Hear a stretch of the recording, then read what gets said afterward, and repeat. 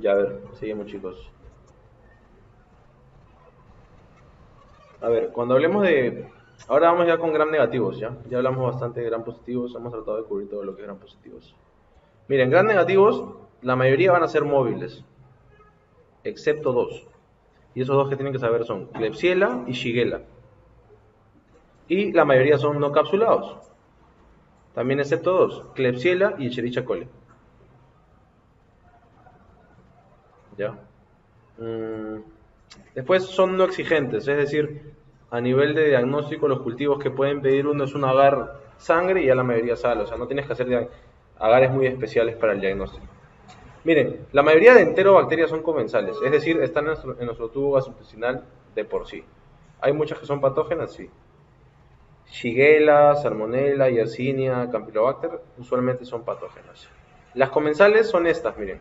E. coli, aunque no lo crean, es comensal. Tenemos E. coli. Klebsiella también. Y esta es, creo que para mí, la que tiene relevancia ahorita que explicarles algo. Y estas son Enterobacter, Citrobacter, Serratia, Morgarella, son otros. Miren, Proteus, ¿por qué es importante? Es importante desde el punto de vista urológico, bastante. ¿Por qué? Igual junto a todas estas, ¿ya? Pero Proteus en la cabeza, porque la pregunta es, ¿cuál es la causa más frecuente de cálculos coraliformes? Coraliformes. O cálculos de struvita, que esa es la composición y es el nombre correcto que deberían tener. Así que le vamos a poner cálculos de struvita. Es Proteus. ¿Y por qué es importante? Miren, porque Proteus usualmente no da tantas síntomas. O sea, el paciente va a estar asintomático, o sea, clínica negativa. Pero en el urocultivo va a salir Proteus. Entonces, cuando uno vemos una mujer con una ITU por Proteus, sí o sí estamos obligados a pedirle esto. A seguir estudiando, o sea, más estudios. Tenemos que pedir por lo menos mínimo una ecografía, o sea, y en la ecografía vemos, y miren esto, es el riñón normal. O sea, en el riñón normal no hay nada que esté obstruyendo ni que esté pintando. En cambio, aquí miren aquí, está la forma de la pelvis renal y todo, porque eso es un cálculo gigante. Y este riñón no es normal, le aseguro que el riñón está así, ya está con una hidronefrosis severa. Y este riñón en potencia ya no sirve. Si le vuelve a dar en el otro riñón, pierde los dos y ya sabemos qué pasa. ¿Ya? Proteus es importante básicamente por eso. Hablemos de E. coli. Miren, la microbiota, el principal componente de la microbiota va a ser el bacteroides. Y les dije al inicio, ¿no? Cuando hablemos de anaerobios, el más importante en los gram negativos es el bacteroides. Pero de la parte de la flora aerobia es E. coli, casi el 80%. Es un montón en realidad. Entonces, miren, ¿cuáles son las infecciones que nos va a dar E. coli a nivel extraintestinal e intraintestinal? Es la mejor forma de dividir esto. Y miren, es la primera causa de infección extrahospitalaria e intrahospitalaria. E. coli. ¿Por qué? Porque la ITU es muy frecuente. Infecciones abdominopélvicas de cualquier tipo, que ahorita les voy a decir un par nada más. Entonces, miren, la ITU puede ser alta o baja. Y E. coli va a seguir siendo la primera causa. O sea, una cistitis no complicada o una pielonefritis siempre va a ser E. coli. En infección abdominopélvica, por ejemplo, peritonitis, ¿no? Ya dijimos en qué tipo de peritonitis, no se olviden, en cirróticos y en varices, perdón, y en hipertensión portal. Una diverticulitis, una apendicitis, un absceso de cualquier tipo, una colangitis, ¿qué más? Una colecistitis. O sea, en todo ese tipo de infecciones, el germen más frecuentemente asociado siempre es E. coli. En una neumonía intrahospitalaria, rara, pero se puede dar el caso, intrahospitalaria. Y la meningitis en el recién nacido, dijimos, ¿no? Que era la segunda causa, ¿no? La primera era el Staphylococcus galactiae. Y eso es importante, ¿no? La bacteriemia comunitaria. O sea, un paciente que viene casi con sepsis, que prácticamente fue adquirida en la comunidad. ¿Por qué es eso posible? Porque tuvo una ITU que nunca se la trató y hace una bacteriemia comunitaria. La ITU usualmente es una causa, creo que a veces es considerada la más frecuente de sepsis, pero intrahospitalaria, ¿no? Sin embargo, también resulta ser lo de la extrahospitalaria. ¿Ya? Ahora miren, cuando hablemos de cuadros intestinales por E. coli, básicamente son gastroenteritis agudas, ¿ya? Por toxinas o invasión. Y aquí vamos a hablar las diferencias, miren. Miren todas las cepas que hay de E. coli, miren. Todas las E y la C van a ser E. coli. Pero aquí están las diferencias. Enterotoxigénica, enteropatógena, enteroinvasiva, enteroadherente o difusamente adherente, toxina Shiga, que esto sí es bien importante y de eso voy a hablar un poquito. Oye Silvio, pero ¿por qué Shiga? porque también es la toxina que tiene Shigella. Y también se llama enterohemorrágica. ¿Ya? Miren, la enterotoxigénica resulta importante, ¿por qué? Porque es la que uno tendría al comer alimentos, y esto es bien frecuente en esto, ¿no? En la diarrea del viajero. El caso clínico típico es esto, ¿no? Extranjero que viene a un país de tercer mundo como Perú, se come algo, diarrea, enterotoxigénica de hecho. Algunos dicen profilaxis, ¿qué le doy? Quinolonas, ciprofloxacino, es la quinolona de elección. Pero algunos saben que solo higiene nada más. No tomes agua de caño, lávate las manos y come en buenos lugares todo cocido. No te va a dar diarrea el viajero. Obviamente que ustedes viajan a otro país no tomen nada, ¿no? Nuestro estómago ya es de acero. Algo importante que quiero comentarles es esto, la toxina A y B. Cosa que cuando ya toquemos cólera me ahorro el tocarlo. Esta E. coli enterotoxigénica tiene la misma toxina igual que cólera, el Vibrio cholerae, que lo vamos a ver en un momento. Básicamente es esto, miren, el A y el B. El A va a ser el encargado de aumentar la acción de la enzima adenilato ciclasa, entonces va a aumentar el AMP cíclico. Y el B, básicamente solamente va a ser el que le va a dar adherencia. Si aumenta la adenilato ciclasa, va a estimular los canales de iones y va a estimular la salida de ¿qué? De cloro, de sodio, de potasio, de bicarbonato, de todo lo que ustedes quieran. Entonces va a ser una diarrea acuosa, pero rica en solutos y el paciente se puede complicar. Obviamente que cuando hablemos de cólera, es obvio que el componente hidroelectrolítico va a ser mayor en ese tipo de diarrea, ¿no? Pero les voy adelantando eso. Tienen que saber que la toxina tiene dos componentes, A y B, y el A es el encargado de producir AMP cíclico. Y eso tiene que ver con fosfatidinacrinasa y todo lo que ven en biología a nivel de segundos mensajeros, ¿ya? Eso recuerden, por favor, ¿eh? Enteropatógena, esta sí va a lesionar mucosa, pero no a nivel de dar una disentería como la enteroinvasiva que va a meterse en el enterocito y va a dar diarrea con sangre y con moco y todo eso. Y al igual que la enteroadherente, todas estas tres son frecuentes en niños en países de vía de desarrollo. Ahora sí vamos a hablar de esto, que para mi gusto es lo que deberían saber bastante, ¿ya? La toxina Shiga o la enterohemorrágica. Esta va a dar dos cuadros. Usualmente da la colitis hemorrágica, que la colitis hemorrágica sería básicamente como una diarrea de intestino grueso. Más adelante voy a comentar las diferencias de semiología en diarreas, pero es como una diarrea que además de tener el componente diarreico clásico, va a tener, como su nombre lo dice, diarrea sanguinolenta, o sea, va a tener sangre. Y eso no es lo importante, ¿ya? Porque lo importante podría ser que pase desapercibido eso. Lo importante es la complicación de esta colitis hemorrágica, que es esto, el SHU, síndrome hemolítico urémico. Eso es importante, ¿ya? Y esto es más importante, creo. ¿Cuál es la E. coli que causa? Este es el serotipo que tiene, 157H7. ¿Ya? Eso sí es importante. ¿Ya? ¿Hablamos de SHU o seguimos? ¿Hablamos? ¿Todos están de acuerdo? Ya, miren. SHU, en términos sencillos, yo me lo acuerdo así, ¿eh? O sea, recuerden, es una complicación, ¿eh? Miren, el SHU en términos sencillos dice síndrome hemolítico urémico. ¿Ah? ¿Qué es eso, Silvio? En realidad, el trasfondo del SHU es algo llamado una microangiopatía trombótica, MAT. Y hay otra más, ¿ya? Este es SHU y la otra es ahorita les digo, ya me he olvidado.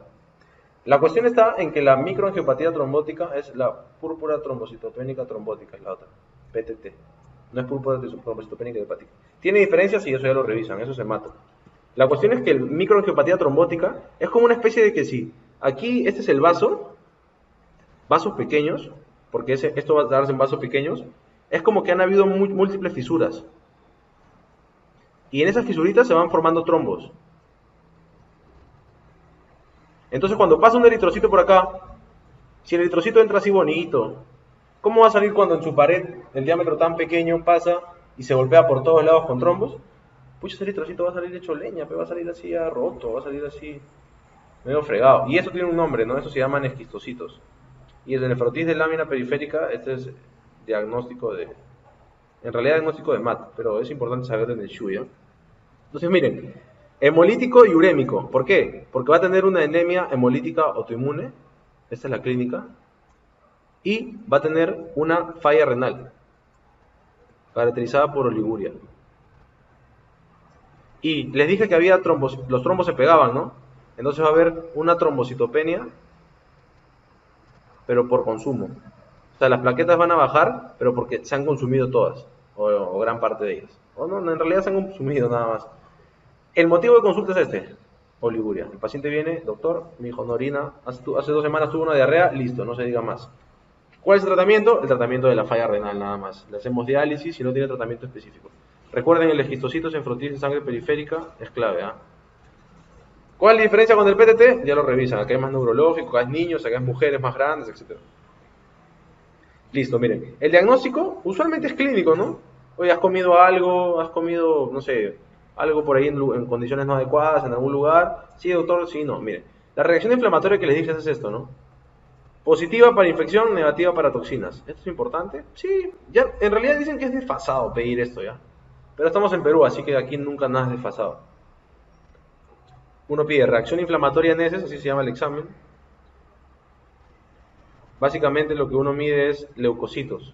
Si hay infección, se dice que los leucocitos se van a ir en contra de la bacteria, pero si no hay bacteria, negativo, ¿ya? ¿Eso sirve? Se los pongo, pero en realidad no. Es una guía nada más, porque va a decir, reacción inflamatoria positiva, pero tengo 1000 causas más, ¿no? O sea, tengo que buscar el antecedente y tengo que buscar la clínica de todas maneras, ¿ya? Miren, el tratamiento, esto es importante, ¿ya? Para las extraintestinales, que en realidad es el que más tienen que saber de todas estas, va a ser cefalosporinas a partir de segunda. Y hay algo que es importante, ¿no? Las BLE, las Escherichia coli beta-lactamasas, ¿ya? Estas de aquí, no, estas, sí, claro. Estas de aquí van a ser sensibles a carbapenems. ¿Conocen los carbapenems? ¿Sí? ¿No? Meropenem, impenem, ertapenem. Hay 3, hay uno más todavía. Pero en las intestinales, nada. Solamente reposición hidroelectrolítica, si el paciente está deshidratado, buena hidratación. Y esto es importante, y esto tienen que saberlo para que no cometan el error. No se da antibióticos. Pero aquí no es como la faringoamidalitis. No, si quieres dale para que te asegures. No, aquí no des. ¿Por qué? Por esto, miren. Aumenta el riesgo de SHU. Y eso, sí, pues, el SHU, o sea, una infección intestinal de E. coli no te va a llevar a mayor problema, pero un SHU sí te puede matar. Básicamente por la falla renal, ¿no? Miren, salmonela. Salmonela es amplio porque en salmonela tenemos que ver la salmonelosis no típica y la fiebre tifoidea, que es la salmonelosis típica. Esta es una clasificación de Kaufman-White, que es un microbiólogo. Eso es interesante porque en realidad hay más de, no sé, 2500, o sea, es algo así, miren. La salmonela, ponemos la especie y el serotipo va así, de acuerdo al antígeno somático que está aquí o al antígeno flagelar, ¿ya? Esta es una estructura, digamos. Y podemos clasificar así a las salmonelas. Si se dan cuenta, hacen así como una especie de factorial, hay casi 2500 combinaciones. Es un montón, ¿ya? Pero lo que tienen que saber ustedes simplemente es esto, las especies más importantes, la entérica y la bongori. La entérica lejos es la más importante. Y estas de acá. Obligados a verse las 4. Ya, las 3 primeras si quieren. Tifi, paratifi, tifimurium, enteriditis. ¿Qué es importante? El reservorio es el hombre de las 2 primeras y los animales son el reservorio de las otras 2. ¿Qué quiere decir? La primera, vamos a ponerlo así. Las que son reservorio del hombre van a dar fiebre tifoidea. Y las que son reservorio de animales van a dar salmonelosis notifica. En términos sencillos, más sencillo imposible, ¿ya? Entonces cuando les pregunten, ¿la fiebre tifoidea está causada por paratifi? Sí, o sea, no solo por tifi, ¿ya? ¿Y cuál es la causa más frecuente de salmonelosis notifica? El tifimurium. Ahora, ahí he puesto la tía Chernobyl. ¿Por qué? Miren, esto es importante, ¿ya? Y yo también a veces me gusta comer comida chatarra. Pero es importante, por más rica que sea la mayonesa, no la coman. Y ustedes dirán, ¿qué? ¿Por qué? Les dije que el reservorio de los animales. El reservorio específico es el ave de corral. ¿Y cómo se contagia esta? El ave de corral, la salmonela va al óvulo. ¿Y dónde está? En el huevo, pero no en cualquier huevo. En el huevo crudo. La mayonesa, ¿no se han dado cuenta que han hecho mayonesa alguna vez? Tiras un par de huevos, aceite, como 10 litros, se te sale mayonesa. El huevo crudo es el problema, porque está en el ovario en el ovario. Y eso es interesante saberlo, o sea. Sepan dónde comer mayonesa en realidad. Y es más, o sea, ni siquiera es culpa de la señora, o sea, es complejo, o sea, es el huevo en sí, ¿no? Pero bueno, miren, la clínica, eso sí es bien interesante, o sea, al menos salmonellosis creo que para mí es el tema que más me gusta de enterobacterias. Miren, puede dar una gastroenteritis aguda o puede dar bacteriemia y haber riesgo de sepsis. Miren, el periodo de incubación lo vamos a ver en un ratito igual, pero se los adelanto. Se dan cuenta que es más que el de Aureus, de 1 a 3 días. O sea, yo como y recién en 3 días me puedo dar la diarrea, pero dura poco, eso es lo bueno. Y esto es lo interesante, ¿no? Que está asociado a brotes. Porque usualmente el huevo que va a estar infectado no es un huevo, o sea, pueden haber miles de huevos y mucha gente se puede enfermar. ¿Ya? Algo interesante de aquí es esto, miren. La fiebre, y es lo más importante, ¿eh? Miren cuánto dura. Y miren esto. Si la fiebre dura menos de 3 días, yo estoy tranquilo. Sé que es una gastroenteritis aguda. Pero si yo sé que va a durar más de 3, guarda. Puede ser bacteriemia y cualquiera de las cosas que están ahí. ¿Ya? La fiebre es clave, o sea, la duración de la fiebre es clave. Ya si quieren 5 días, pero ya no, o sea, en 3 debe pasar la fiebre. Hasta 5 días puede tener dolor, etc. ¿Ya? Hay una secuencia en gastroenteritis que esa sí la voy a decir ahorita porque... O la digo después, no la voy a decir ahorita. Miren, hay una secuencia clásica en gastroenteritis. ¿Cuál creen que es la secuencia clásica? O sea, yo como ahorita algo contaminado, ¿qué me va a pasar? ¿Cuál es el orden de las cosas? O sea, ¿qué va a pasar primero? ¿Qué va a pasar segundo? ¿Qué va a pasar después?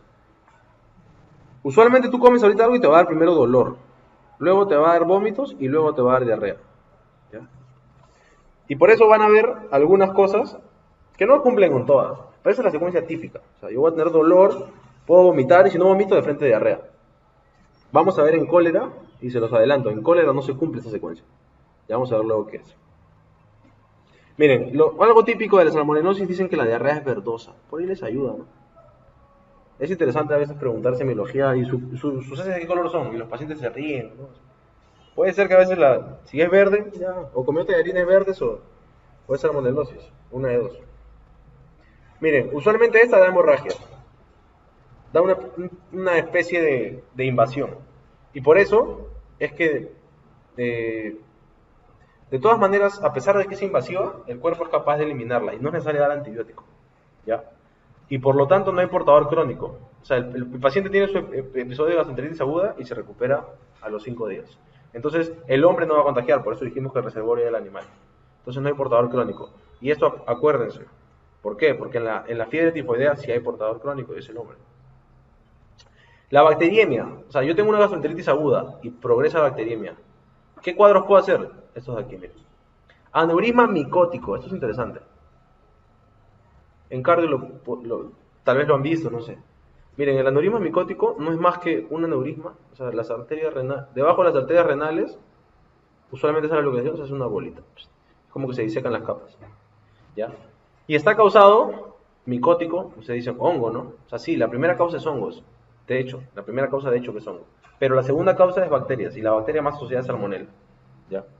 Y esa pregunta, me acuerdo que a mí me la hicieron en mi examen de cirugía de tórax. El aneurisma micótico está más la primera causa es hongos, y yo por darle la contra, no, se llama micótico, pero estoy seguro que es bacterias. No, es hongos la primera causa. ¿Ya?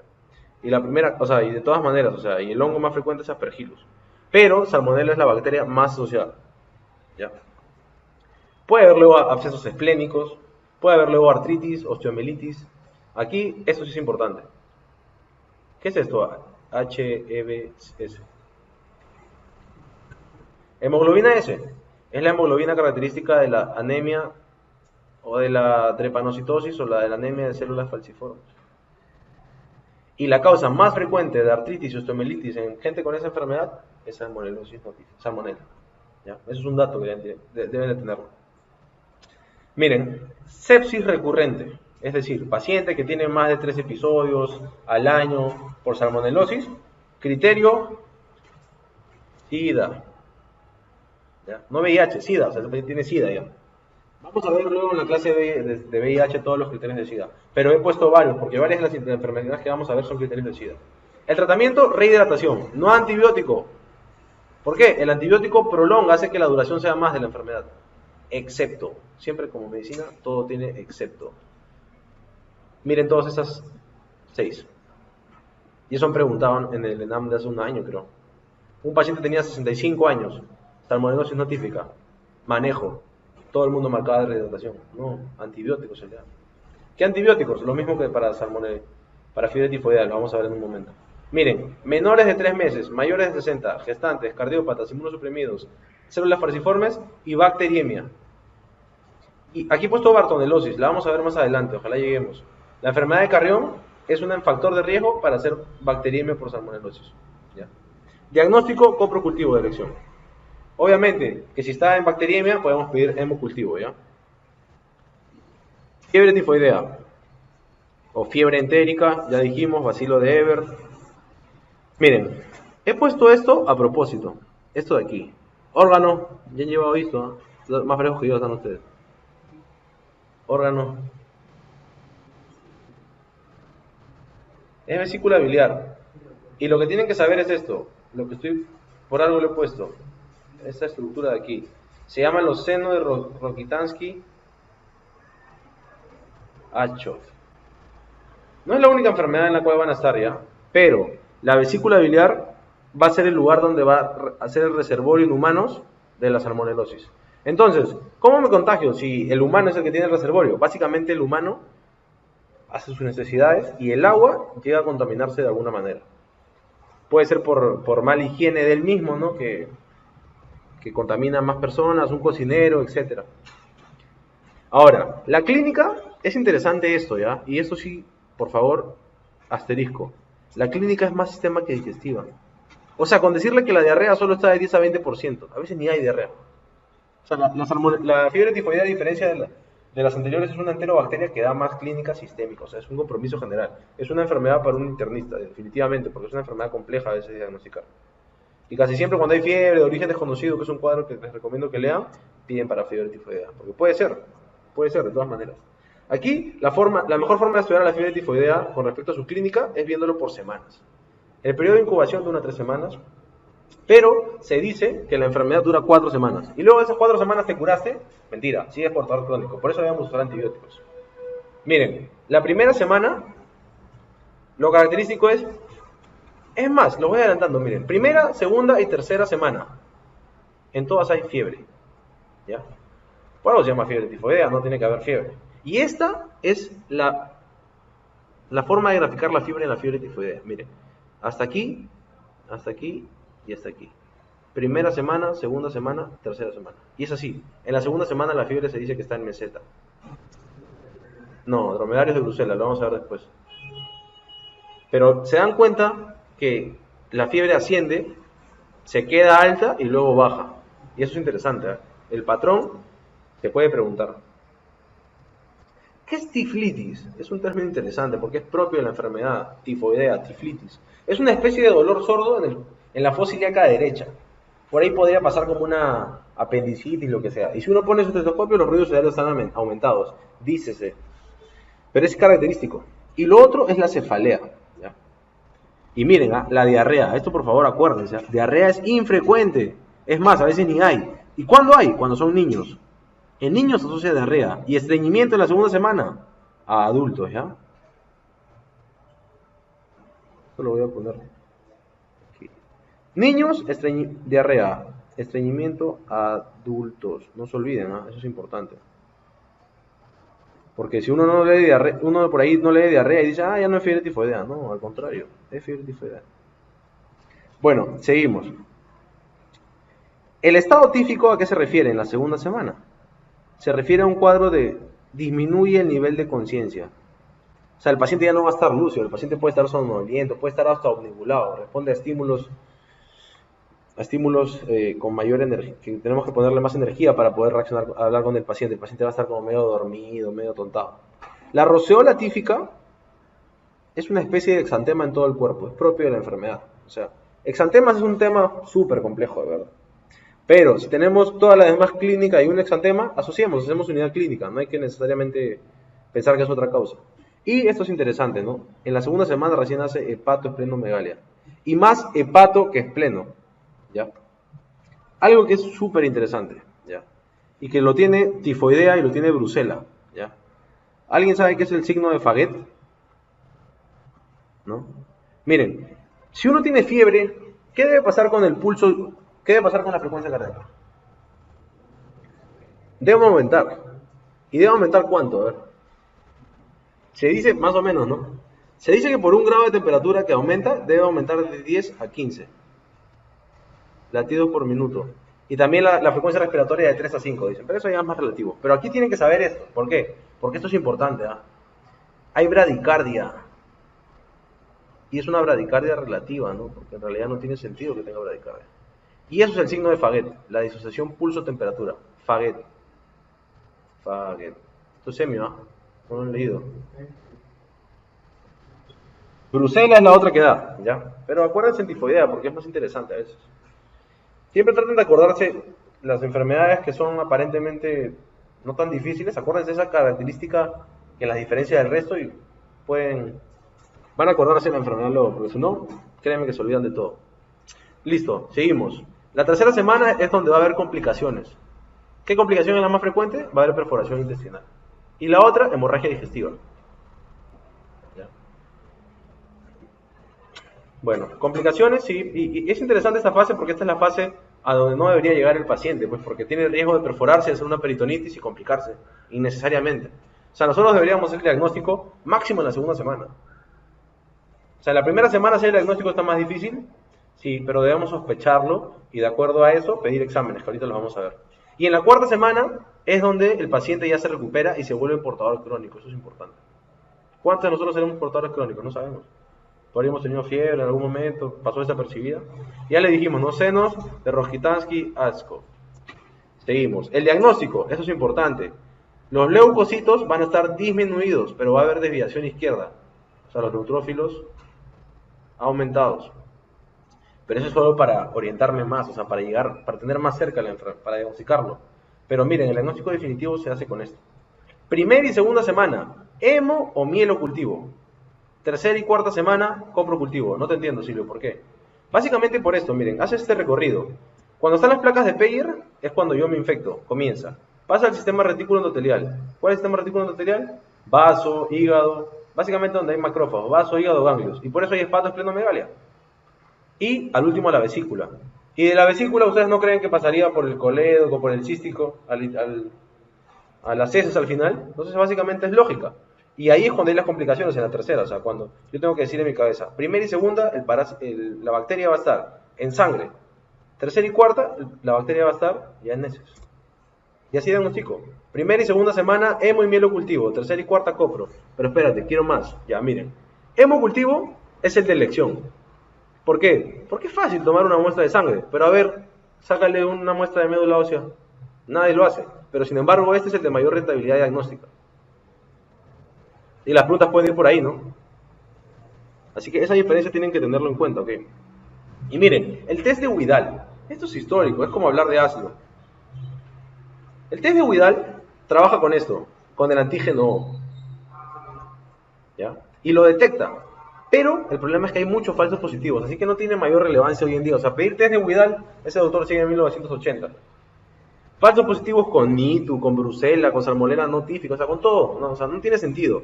Pero les aseguro que en su examen de infecto, si le viene esto, le va a venir así. Porque lamentablemente a los doctores no les gusta alcoholizarse. A los tíos, ¿no? A los jóvenes, obviamente. Y no todos, ¿no? Pero, bueno. Miren, el tratamiento yo diría que es la parte más importante junto a clínica. Lo de la primera y segunda semana también, ¿no? Diagnóstico, clínica, tienen que tener bien claro, diagnóstico, clínica y tratamiento, de hecho, o sea, clarísimo. Y miren, aquí todo comienza con C en tratamiento. No se hagan bolas.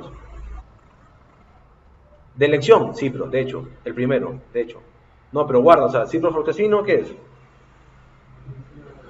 Es una quinolona, no le puedo dar a niños ni a gestantes. ¿Por qué a niños no le puedo dar? Hago tenosinovitis, le puedo romper el tendón, o sea, hay miles de complicaciones. Entonces, en niños, ¿qué usaría?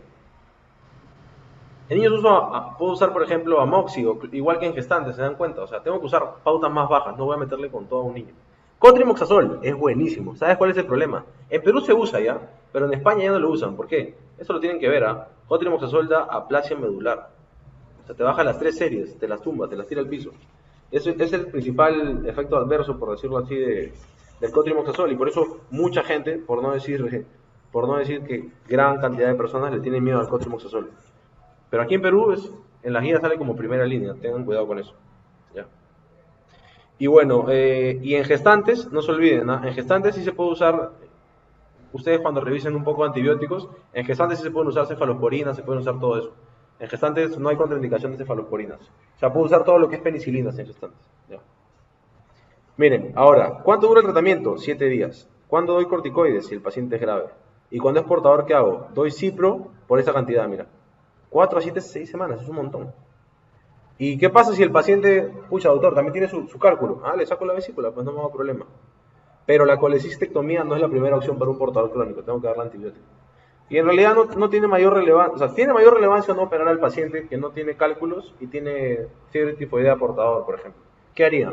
Es complejo el análisis porque vas a sacarle la vesícula a alguien que está contagiando gente, ¿no? O sea, es bueno, es malo, ¿qué hacemos? Eso ya es un tema más complejo de lo que parece, ¿no? Y bueno, quedó claro esto, ¿no? De fiebre tifoidea. Eso sí es una de las enfermedades. Yo diría que fiebre tifoidea, fiebre tifoidea, brusela, sífilis y estafilococo y estreptococo son lo que más tienen que saber. En cólera, hablar de cólera, hay una clasificación, es microbiológica esta, ¿no? Miren, decir que es cloruro de sodio dependiente, independiente, el vulníficus, parahemolítico, pero lo que tienen que saber es que el Vibrio cholerae es independiente. Y estos de aquí, el parahemolíticus y el mimicus, pueden hacer cuadros invasivos. Sin embargo, esto sí, por favor, no es invasivo el Vibrio cholerae. ¿Su qué, Silvio? O sea, tremenda diarreasa. Sí, pero no es invasivo. Todos con toxinas nada más. Ok. Miren, estaba en duda si poner esto o no. Pero lo puse. ¿Por qué? Porque tiene importancia epidemiológica para nosotros como peruanos. Miren, hay más de 200 serogrupos, ¿ya? Pero el que tiene relevancia es el O1 y el O79. Pero acordémonos del O1. Y miren esos subserotipos, de acuerdo a los antígenos. Ogawa, Inawa y Kojima. Pura microbiología. Pero lo que tienen que saber es esto. Los biotipos. El clásico es el que daba pandemias a nivel mundial. Pero en el Perú el biotipo fue el TOR. Es el más frecuente y el menos grave. La epidemia en Perú fue en 1991. Ya, eso tienen que saber. ¿Cuál es el reservorio? Importante, ¿ah? Aquí está la fotito. ¿Qué es el reservorio? Tienen la culpa. El zoo y el fitoplancton, ambos. Entonces, ¿quién come zoo y fitoplancton? Cualquier tipo de alimento marino que se imaginen. ¿Y quién come los alimentos marinos? Nosotros. ¿Cómo nos contagiamos? Comiendo alimento marino. Especialmente moluscos, crustáceos, ese tipo de cosas. No pescados, ya. También pescados, pero en realidad más mariscos. Ahorita miren, ahorita cuando acabemos vamos a ver este cuadro de resumen, se lo voy adelantando. Por ahí si tienen dudas con respecto al periodo de incubación, qué alimento y qué síntomas, luego lo vamos a ver. Miren, este ya lo dijimos, al igual que el E. coli enterotoxigénica. Y esto tienen que saber, ¿a qué nivel va? Al gangliósido M1. ¿Ya? Eso han preguntado. Miren, periodo de incubación, 5 días. Bastante. ¿Cuál es la clínica? Diarrea acuosa, pero profusa. O sea, esta es la más profusa que puede haber. ¿Y esto cómo se llama? ¿Qué es esto? ¿Ah? No, esa es la diarrea. Sí, y tiene un nombre esa diarrea. En agua de arroz. Laven arroz, dicen que parece eso, ¿no? Es más, parece una mazamorra de todo, ¿no? Y miren, ¿se acuerdan que dijimos qué tipo de electrolitos salían? Por la toxina A, ¿se acuerdan? Sodio, potasio, cloro, todo. O sea, y aquí va a haber aquí lo que va a matar al paciente no es la diarrea, es el déficit hidroelectrolítico que va a tener severísimo. O sea, va a tener hipocalemia, hiponatremia, hipocloremia, severísima. ¿Y cuál de esas tres es la que lo va a matar? Hipocalemia, porque esa es la que va a haber a nivel cardíaco, ¿ya? Además de eso, puede haber esto, ¿ya? Acidosis metabólica. Por la misma explicación, baja el bicarbonato, baja el pH. Va a haber insuficiencia renal aguda. ¿Por qué? Porque va a haber tanto déficit de volumen, va a haber una depresión tal de que va a haber insuficiencia renal aguda prerrenal por oligoemia. Y esto lo puede llevar al shock, claramente. Dijimos, ¿cuál es la secuencia clásica? Dolor, náuseas y vómitos. No, al revés. Dolor, vómitos, diarrea. Ya, aquí no hay dolor, eso acuérdense. O sea, aquí el paciente va a tener diarreas y luego vómitos, o sea, encima al revés. Ya, o sea, lo que tienen que sospechar es diarrea profusa, ya, cólera en mi cabeza. Después veo si le duele, si vomita o no. Ya. El cultivo es este, ¿no? El TSBS, que es tiosulfato, citrato, bilis, sacarosa. microbiología. Y el tratamiento, por favor, eso sí, sépanlo. La reposición hidroelectrolítica, por favor. De todas maneras, a la cabeza. Y aquí, ¿se acuerdan que les dije? ¿Doy o no antibiótico en toxinas? Sí y no, aquí sí damos. Y por dos razones, ¿ya? El tratamiento de elección va a ser la doxiciclina. Dos razones. ¿Por qué dos razones? Porque evita el contagio y porque disminuye el tiempo de enfermedad. O sea, mi paciente iba a estar, no sé, un montón de días con diarrea, yo solo corto. ¿Y por qué? ¿Cómo va a disminuir el tiempo de enfermedad? No tiene sentido, o sea, si es por toxinas. Sí, lo que hace es favorece la revitalización del epitelio y hace que la pérdida sea menor. Guarda, si es niño, claro, pues, ¿en niños qué le das? Furazolidona. ¿Por qué? Porque la doxiciclina en niños lo que hace es decoloración permanente. Y no creo que ninguno quisiera tener dientes decolorados. Ahora, ¿hay resistencia? Sí, sí hay resistencia a doxiciclina. ¿Se puede dar eritro o cipro? Pero eso ahorita no tiene mayor relevancia. Miren, rápidamente, Shigella. Shigella es importante, ¿por qué? Porque la Shigella, ahora vamos a hablar un poco de esto mejor ahorita. Miren, la Shigella va a dar un cuadro llamado disentería. Vamos adelantando. La disentería, ¿a qué se refiere con disentería? Básicamente la disentería es una afectación del intestino grueso. A diferencia de la enteritis, que es de intestino delgado, y a diferencia de la gastroenteritis, que es enteritis más estómago, ¿no? Entonces miren, vamos a diferenciar la diarrea de intestino delgado e intestino grueso, que me imagino que eso lo han visto en semiología, ¿no?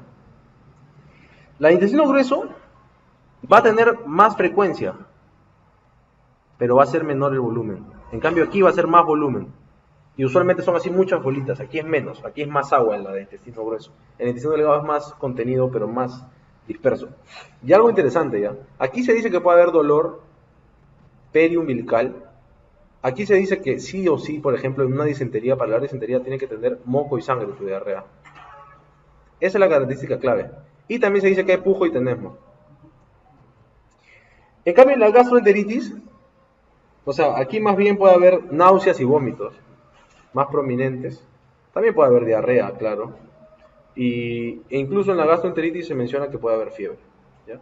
Si se dan cuenta, eso es una distinción meramente clínica que para enfocar nuestros casos, pero lo que tienen que acordarse de las tres definitivamente es la disentería.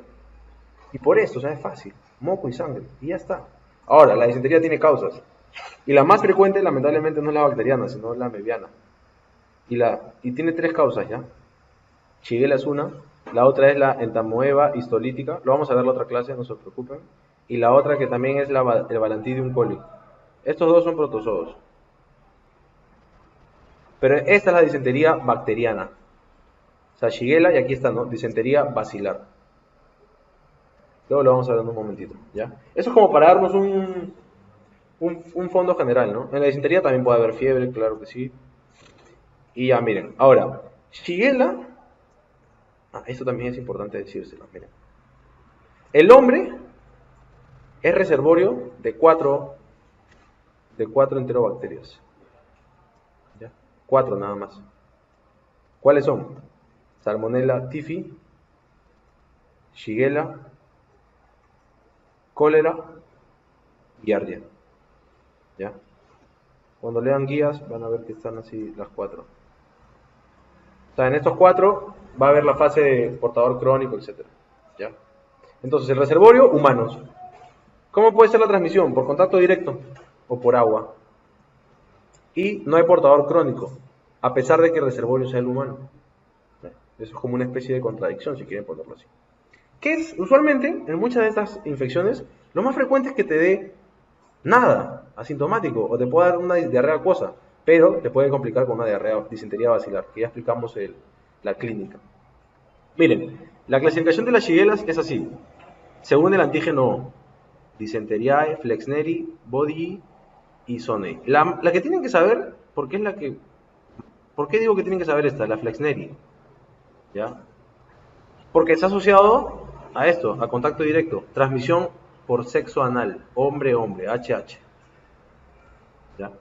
¿Y por qué también tienen que saber esta? Porque la Flexneri es la que más se asocia a síndrome de Reiter. ¿Saben eso? En fisiopatía, el doctor Angulo te dice, síndrome de Reiter, ¿qué es? ¿Ves, muchachos? Eso sí, síndrome de Reiter o artritis reactiva. Es una triada. Artritis, rayos. Artritis, uveitis y uretritis. A más U más U también, ¿no? Uretritis y uveitis. Esas tres. Síndrome de Reiter. El que vimos al inicio era de Ritter. ¿Ya? Ahora, ¿a qué se asocia el síndrome de Reiter? A dos. A infecciones genitales y gastrointestinales. A la genital, de hecho, más frecuente, clamidia, trachomatis. Y lo vamos a ver también en un rato. Y aquí, a la que quieran, pero la más frecuente es Flexneri. La segunda puede ser Salmonella, Yersinia, lo que sea, ¿ya? O sea, paciente que tiene diarrea y después viene con artritis, uveitis y uretritis, Reiter. Así nada más. Ahora, la más grave es la desinteriae. La más frecuente, en este orden, Flexneri, y la más leve son ahí. Ahí los he puesto. Ahora, complicaciones. Puede simular una especie de meningoencefalitis en niños. Es como una especie de clínica parecida, pero todo negativo. Ahora, Shu, ya lo comentamos, ¿no? Shu, ¿a cuál era? E. coli, ¿qué tipo? ¿Cuál era la que causaba Shu? Entero hemorrágica. Tienen que estudiar después, ¿ah? Esto de acá, créanme que si estudian todo esto, sacan 20 en efecto. Miren, también se asocia a esta, a la disentería de tipo 1. Y el síndrome de Reiter. Esto de aquí, HLV27, es un complejo, un antígeno leucocitario humano que sí, lo van a ver bastante en reumato. Es positivo cuando tienes, por ejemplo, espondilitis anquilosante, un par de enfermedades. ¿Ya? Diagnóstico, sospecha clínica. Aquí sí, por favor, sospecha clínica nada más. Yo tengo un paciente con disentería y ya tengo que darle antibiótico. ¿Por qué? Porque usualmente los crococultivos casi, ¿no? O sea, sale positivo ya, pero, o sea, no siempre sale positivo. Entonces, no es una regla que salga positivo. Entonces, si sale negativo, voy a decir que no es. No, puede seguir siendo. Entonces, puede, o sea, no siempre positivo. ¿Ya? Eso por favor recuérdense. ¿Qué pasa si tengo diarrea acuosa? El tratamiento va a ser a base de rehidratación. Pero si es una disentería, ciprofloxacino. De nuevo, también lo vimos en tifoidea, ¿se acuerdan? Y si es niño, no le puedo dar quinolona, ya dijimos, acitro. Un macrólido, lo va a tolerar mejor, ¿ya?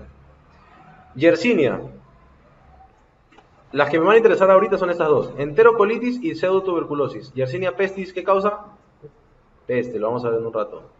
Entonces, Yersinia enterocolitis me puede dar enteritis, me puede dar ileitis, adenitis mesentérica, Yersinia pseudotuberculosis, ¿ya?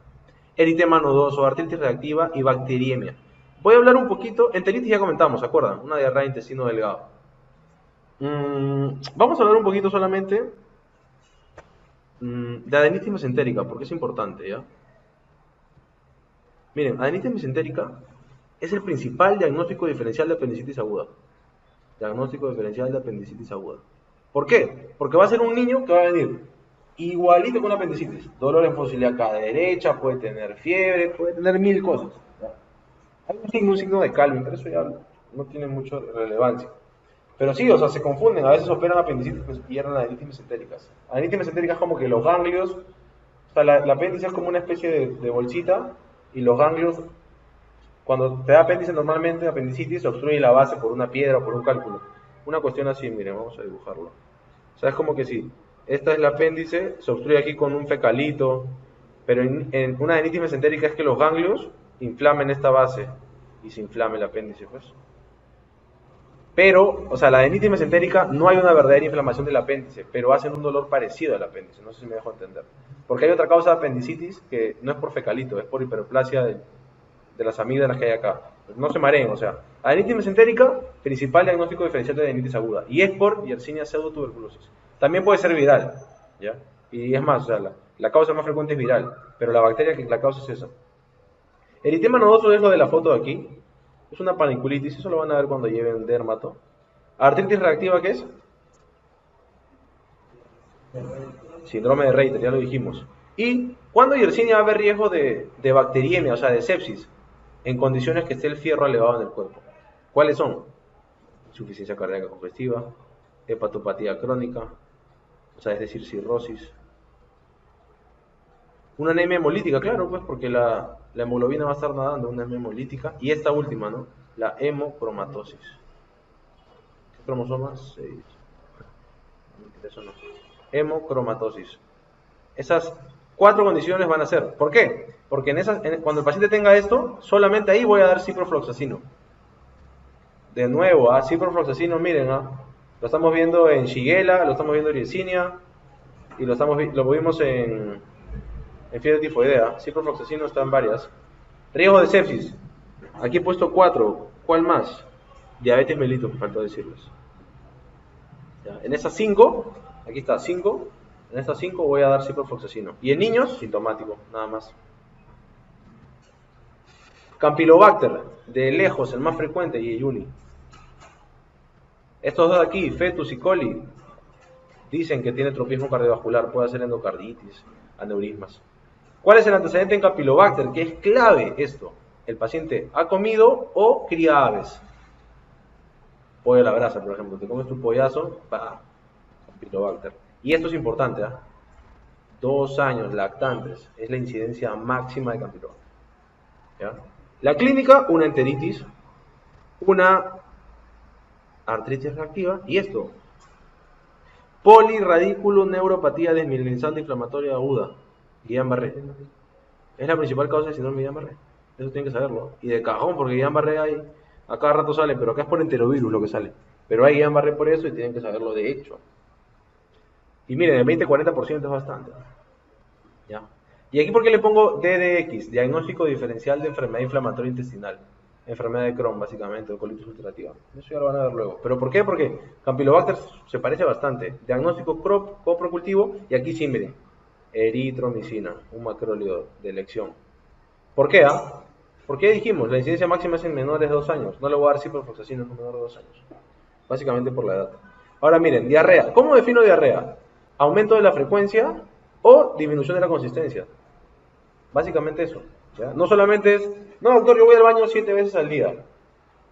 O mejor, a ver un ejemplo con más sentido. No, doctor, yo voy 2 veces al baño. Pero antes iba una vez cada 4 días. Eso ya es diarrea. ¿Entienden? No, doctor, yo voy 3 veces al día. Y antes, no, siempre he ido 3 veces al día. Eso no es diarrea. Y la consistencia puede estar normal, ¿no? Eso es importante. Esta clasificación de tiempo, es bueno que la sepan, lo preguntan. ¿Por qué? Porque las causas varían. Pues, o sea, nosotros aquí vamos a hablar de diarrea aguda. Esta es la infecciosa. Pero estas de aquí, usualmente no son infecciosas. Y si son por infecciones, esta puede ser funcional, puede ser enfermedad inflamatoria intestinal, puede ser colon irritable, puede ser neoplasias, pueden ser miles de cosas. ¿Ya? Pero acuérdense, menos de 2 semanas, usualmente infecciosa. Y esto de aquí lo he puesto, un cuadrito de frecuencias, miren. Diarrea acuosa, en adultos, E. coli enterotoxigénica, en lactantes, rotavirus. Diarrea febril, en ambos, Salmonella notifi. Disentería, adultos, Shigella, Flexneri. Lactantes, Campylobacter. Intoxicación alimentaria, a la cabeza, Aureus. Luego Salmonella y luego Clostridium. ¿Ya? Esto tal cual. Ahora miren, esto es importante, sí. El periodo de incubación va a ser clave. O sea, tu paciente te va a llegar y te va a decir, ¿hace cuánto tienes diarrea? Sí. ¿Hace cuánto comiste un alimento? Ustedes tienen que recabar en qué alimentos y a qué hora. Y ven el periodo de incubación. Doctor, yo hace 2 horas me comí una mayonesa. Ya pues, ya dijimos, mayonesa. Aureus, ¿y cuál era la otra que dijimos mayonesa? Salmonelosis notífica. Pero no dijimos de unas 6 horas. ¿Salmonella cuánto era? Más de 16. Acá está salmonella. Por eso, huevos. O sea, ustedes tienen que saber eso. Y yo me acuerdo así más o menos. Menos de 6 horas, solo 2. Aureus y Bacillus cereus. Oye, guarda, pero hay otro cereus, sí. Es que este es el tipo emetizante. Por eso da náuseas y este es el no emetizante. ¿Ya? Y cereus, sí o sí, arroz. Comí arroz, doctor. ¿Con qué? No sé, comí arroz. Ya, Bacillus cereus, de hecho. Miren, Aureus dijimos también hace un rato, ¿no? Dulces. Dulces, ¿ya? Una tortaza, algo. Y miren, cuando tienen periodo de incubación, esto también es interesante, cuando tienen periodo de incubación tan corto, no da tiempo de hacer diarrea casi. O sea, lo principal aquí es náuseas, lo más frecuente. ¿Ya? Y si hay diarreas puede haber más leves, pero hay náuseas bastantes. Y miren acá, ya no aparecen náuseas. Como síntoma predominante, porque puede haber, ¿no? Miren, Clostridium perfringens, dijimos. Carnes mal cocidas, dijimos. 8 a 16 horas. Cereus, ya dijimos, arroz, pero aquí también puede ser en otro tipo de vegetales. Cólera, importante, ya dijimos. Aquí el periodo de incubación, ¿cuánto era de cólera? 5 días, dijimos, ¿no? ¿Ven? Periodo de incubación 5 días, mucho más de 16 horas. Mariscos. E. coli enterotoxigénica, la que da Shu, agua. Y miren el periodo de incubación, ¿no? O sea, más de un día, más de 2 días. Y el último nada más, porque esto viene en preguntas. El Vibrio parahemolyticus. Este de acá. Este de acá. Ya dijimos que era invasivo, ¿no? Y mira, la diferencia. No hay diferencia, también es mariscos. ¿Cuál es la diferencia? La clínica, muchachos. Diarrea acuosa y disentería. Entonces, paciente que hace 5 días comió mariscos y ahora tiene diarrea con moco y sangre. Eso es parahemolyticus. No, solo tiene diarrea acuosa y es profusa. Bueno, ¿ya?